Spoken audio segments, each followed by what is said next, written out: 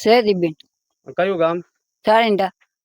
તમારા ગામમાં ચૂંટણી થવાની હતી? અમારા ગામની ચૂંટણી થવાની હતી પણ અમને રાખ્યા તે મને બિનહરી કર્યા તે ખૂબ ગામનો આભાર અને આમાંથી બનશે એ મને કામ સુધારીને કામ કરશું. તમામ સભ્યો મહિલાઓ છે? ગામ સભ્ય મહિલા તમે કરશો. વાંધો નહીં. ડેપ્યુટી સરપંચ બોલશે ને? જાડેજા જનકભાઈ. શું હોદ્દો આપ્યો આ વખત તમને?